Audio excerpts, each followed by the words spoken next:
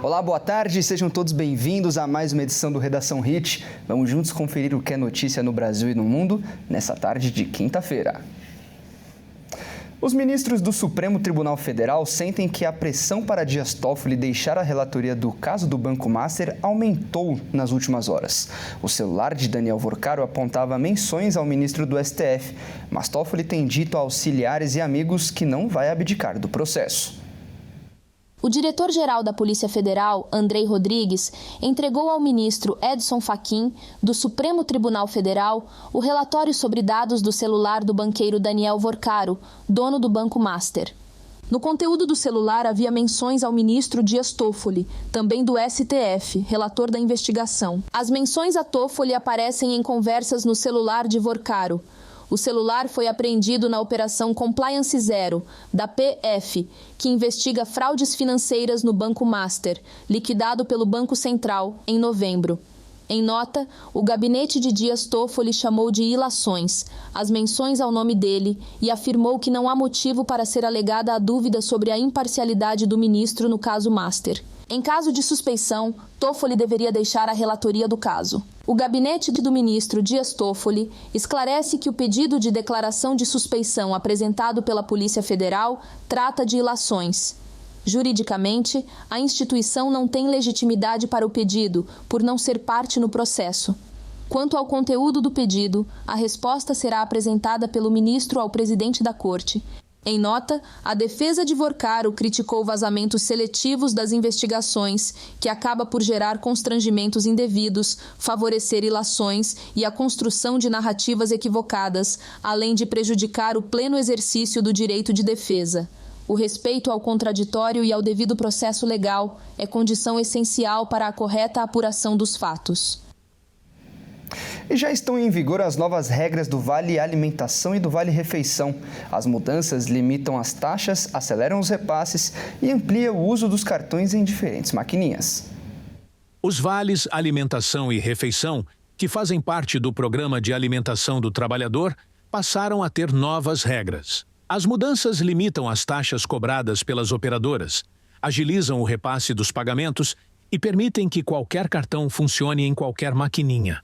As medidas estão detalhadas no decreto assinado pelo presidente Lula e afetam todos os envolvidos: trabalhadores que usam o benefício, empresas que contratam o serviço e estabelecimentos que recebem os pagamentos.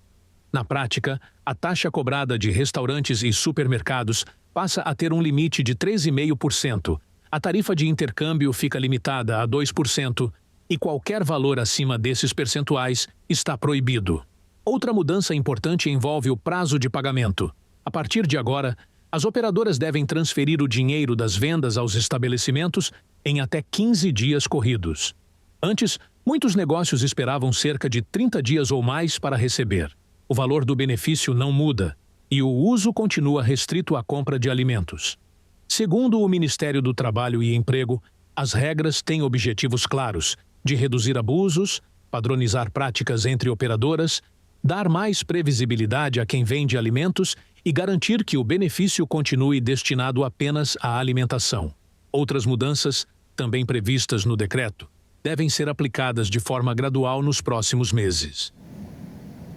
O Tribunal de Justiça de São Paulo decidiu recorrer contra a decisão do ministro do Supremo Tribunal Federal, Flávio Dino, que mandou suspender os penduricalhos ilegais no serviço público. Um levantamento revelou que o Tribunal Paulista é o campeão no pagamento de penduricalhos.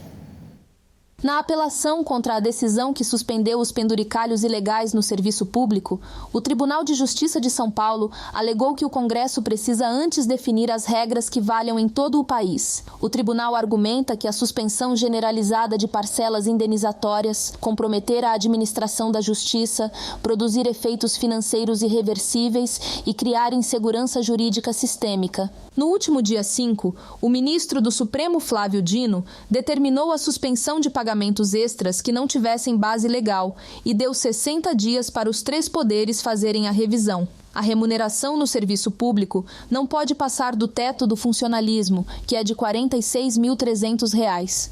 Um levantamento revelou que, dos tribunais do país, o de São Paulo é o que mais fura o teto do funcionalismo. No total, o TJ paulista tem 11 penduricalhos. A pesquisa foi feita a partir de dados do Conselho Nacional de Justiça.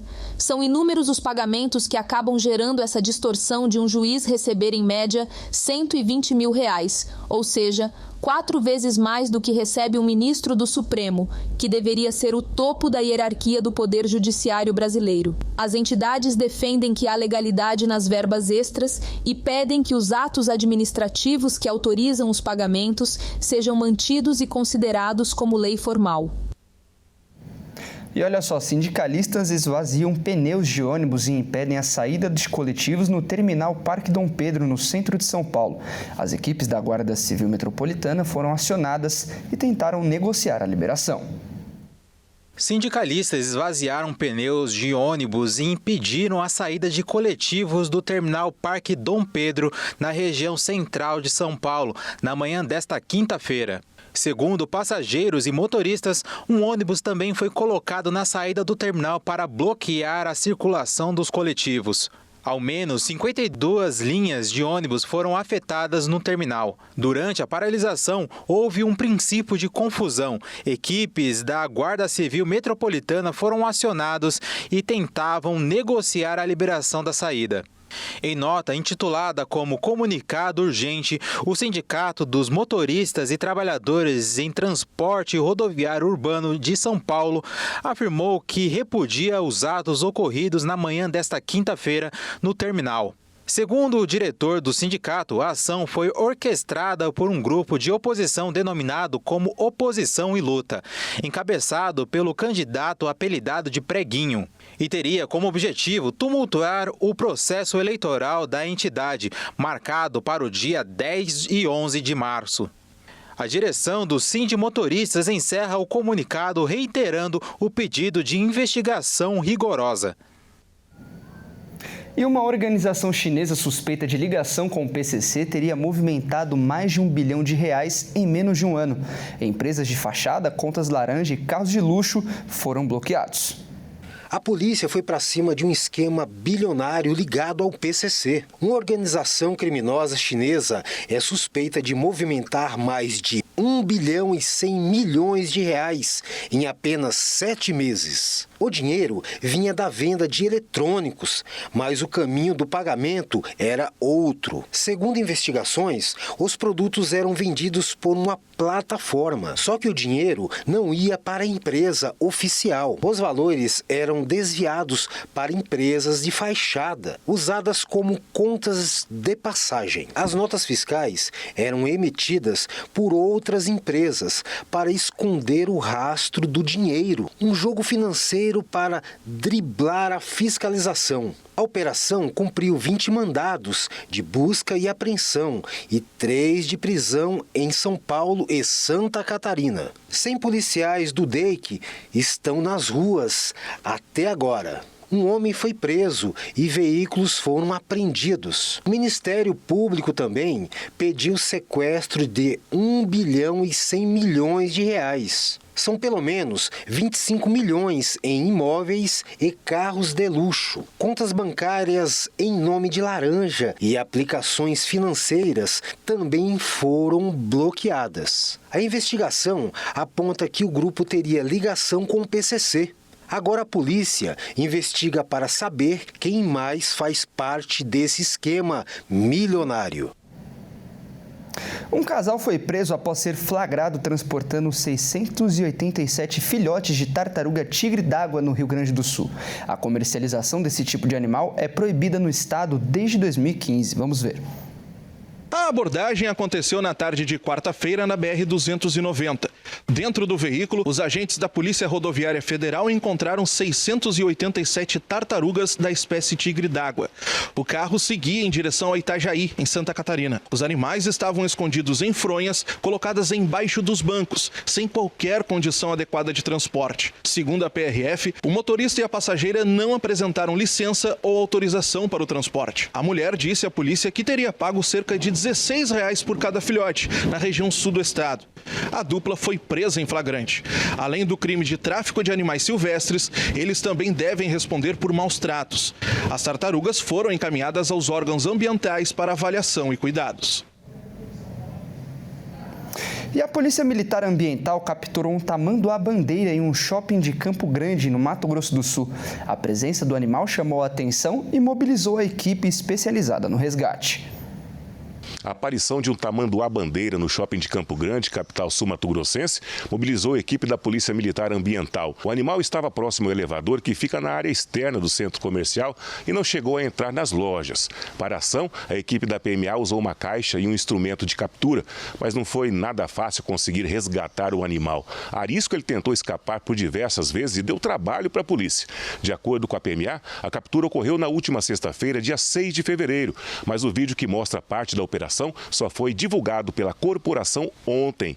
Ainda no shopping, o tamanduá-bandeira passou por uma avaliação preliminar das suas condições de saúde e não foram constatadas lesões aparentes. Após a checagem rápida, o animal foi encaminhado ao Centro de Reabilitação de Animais Silvestres, onde passará por exames mais detalhados e acompanhamento técnico especializado.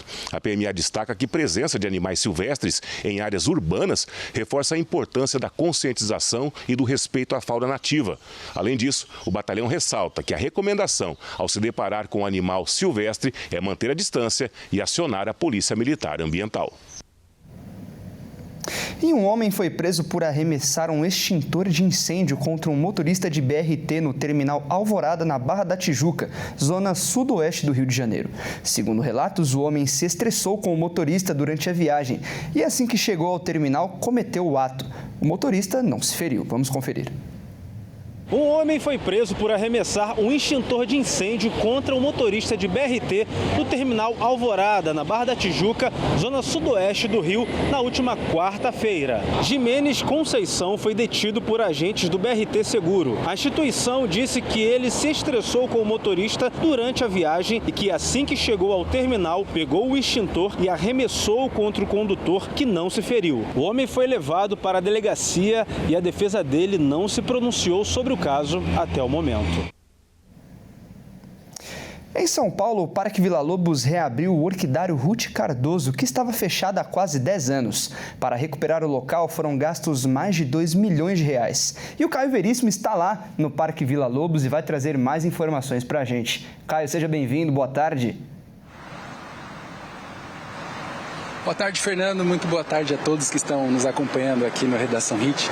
Pois é, Fernando, olha só, nós estamos aqui no Orquidário Ruth Cardoso, como você bem disse, reinaugurado depois de um pouco menos de 10 anos, local onde tem muita história, com um investimento muito interessante de R$2 milhões, trazendo aí muita novidade, né, para São Paulo, tão agitado esse local, um ponto de muita paz. E olha só, quando nós estávamos aqui entrando no local, a gente veio lá de fora, um calor absurdo, né, em São Paulo hoje, sensação de 30 graus, mas a primeira coisa que você sente quando você entra aqui no Orquidário é realmente um ambiente muito fresco, muito agradável, e o perfume das orquídeas, isso que chama muito a atenção, é um lugar muito perfumado por tanta especiarias, né, tantos perfumes, tantos cheiros maravilhosos, então quem entra aqui já sente isso logo de cara quando entra. Uma coisa muito interessante, nós estávamos conversando com a equipe aqui antes de iniciar, e bom, uma dessas pessoas nos disse que aqui é de fato uma galeria de artes. E por quê? Se a gente olhar aqui para esse painel, a gente consegue perceber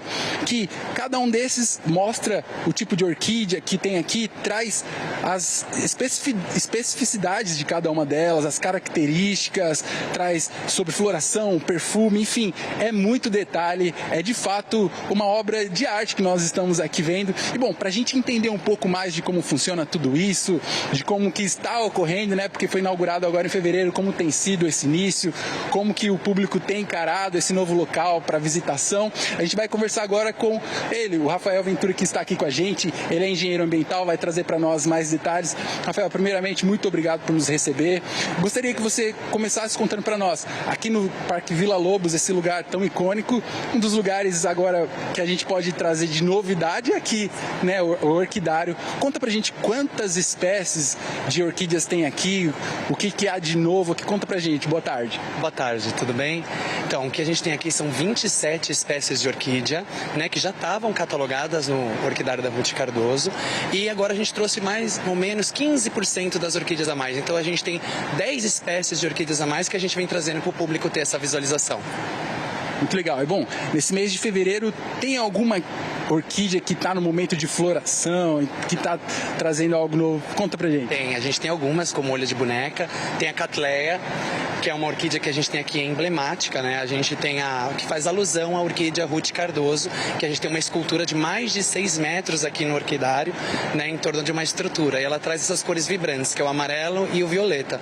Tem outros híbridos, né, que também estão florescendo, mas as miltônias e as Cattleyas também estão dando esse show aí pra gente. Muito legal. Essas estão atraindo bastante gente, né? As pessoas perguntam bastante. Bom, e além das orquídeas, nós também temos outras plantas, né, que são até nativas. Explica pra gente. Isso. Qual que é a ideia do orquidário que a gente resolveu trazer, né? A gente tem toda a parte do orquidário, toda a parte das bromélias e mais de 50 espécies, tanto nativas quanto exóticas, que ficam em torno do orquidário, né? Dentre as que a gente tem jabuticaba, pau-brasil, a gente tem a grumichama, que é uma fruta brasileira. Então a gente resolveu fazer todo esse entorno aí de mata, né? E o público tem gostado. Muito legal. Bom, você mencionou, né, o pau-brasil. O pau-brasil faz parte da história, né, tanto no nome do nosso país. E ela entra em um período de extinção. A importância, né? Eu queria que você compartilhasse pra gente a importância do público vir ver de perto, né, a história aqui tão rica do nosso país, podendo ver com os próprios olhos, sentir o aroma, ter a história aqui. Conta pra gente a importância disso. É isso. A ideia também é trazer toda a parte de conservação aí do orquidário. Então, as orquídeas que a gente já tinha, né, algumas elas não estão em período de floração, mas elas também são umas espécies bem raras que a gente tem aqui e a gente mantém, né? O entorno voltado a essa área de mata que a gente tentou aí trazer para vocês, tem a parte do pau-brasil, que eu falei da jabuticabeira, que são árvores que as pessoas às vezes passam e acabam não percebendo, né? Então trazer esse olhar, trazer essa identificação dessas plantas, dessas espécies é importante, tanto para a conservação e para a gente entender a ligação entre a natureza e as pessoas, a cidade, né? Muito legal, Rafael. Bom, e pra gente então encerrar, conta pro nosso público o horário de funcionamento, os dias que funcionam aqui e faz um convite pro nosso público, por favor. Com certeza. O horário de funcionamento é das 10 às 18, né, de quarta a domingo, né? E para quem não conseguir chegar aqui no orquidário um pouquinho, que tem bastante gente de longe, também convido as pessoas a seguir aí @VilaLobosPark, né, e vem conhecer um pouquinho aí do orquidário, do nosso trabalho. Muito legal, muito obrigado, viu? É isso, Fernando. Olha, local maravilhoso, como eu disse aqui, muitos detalhes. Quem vem com certeza vai se maravilhar com tudo que tem para conhecer, perfumes, aromas para sentir. E olha, tá aí o convite feito para o nosso público. Quem está em São Paulo, quem é de fora, não deixa de vir aqui conhecer esse local. Quem é de São Paulo, prepara uma data para vir, porque realmente é um passeio que vale muito a pena. Eu volto com você aí, Fernando. Tá certo, Caio. Muito obrigado pelas informações. Bom, e quem pretende viajar neste feriado prolongado é recomendado fazer uma revisão no carro para evitar qualquer imprevisto no meio do caminho. Checar itens como os pneus e os freios dá mais segurança para a viagem, já que reduz os riscos. Muitos motoristas já se preparam para pegar a estrada rumo ao litoral, interior ou cidades turísticas. O feriado prolongado está entre os períodos de maior movimento nas rodovias brasileiras e com mais carros circulando, aumentam também os registros de panes, colisões e pedidos de assistência. Por conta disso, revisar o veículo e conferir o seguro antes de sair de casa pode fazer toda a diferença na tranquilidade da viagem. A preparação deve incluir a verificação para saber se o carro está realmente pronto para rodar longas distâncias, se os pneus estão em bom estado. Freios revisados e níveis adequados de óleo e de água ajudam a evitar problemas no meio da rodovia. Em dias de calor, enfrentar congestionamentos e trajetos longos que incluem áreas de serra exigem mais do carro, e problemas podem aparecer e estragar a tão esperada viagem. Mas é preciso que o motorista faça uma revisão no carro antes de pegar a estrada. Apesar da troca de óleo ser o item mais lembrado, a revisão precisa ser mais ampla. Vale conferir freios, calibragem e alinhamento dos pneus, bateria e iluminação, além de estepe, macaco e chave de roda. Pequenos detalhes como palhetas ressecadas ou faróis desalinhados impactam diretamente a visibilidade e a segurança. A organização do porta-malas também merece cuidado. Bagagens soltas aumentam o risco de ferimentos em freadas bruscas, enquanto o excesso de carga no teto pode comprometer a estabilidade e consumo de combustível. Além da parte mecânica, revisar a apólice de seguro é uma etapa frequentemente negligenciada. Muitos motoristas só descobrem os limites de cobertura quando precisam acionar o serviço. Os atendimentos mais comuns envolvem assistência 24 horas, guincho, troca de pneus, pane elétrica ou mecânica.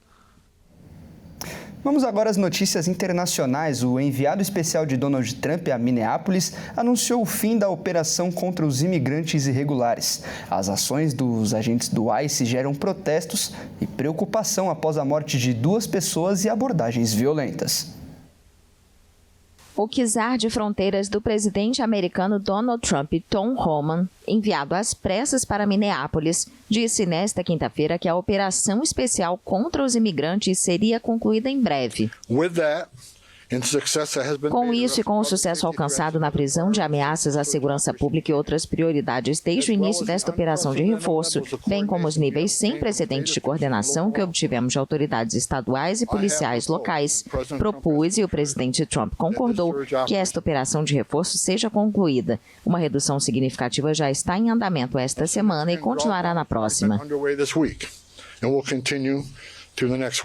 Milhares de agentes federais chegaram ao estado de Minnesota em dezembro para realizar grandes fiscalizações contra imigrantes em situação irregular. Essas operações provocaram a reação de moradores e ativistas, incidentes diários e a morte de 2 pessoas por disparos de agentes federais. Homan sugeriu que as operações poderiam ocorrer em outra cidade. Os democratas pedem reformas profundas nas operações do Serviço de Imigração e Alfândega, conhecido como ICE, como proibir que os agentes ocultem o rosto, exigir mandados judiciais e o fim das patrulhas móveis. As divergências entre democratas e republicanos, que precisam chegar a um acordo sobre o orçamento do Departamento de Segurança Interna, podem provocar um fechamento parcial do governo a partir desta sexta-feira.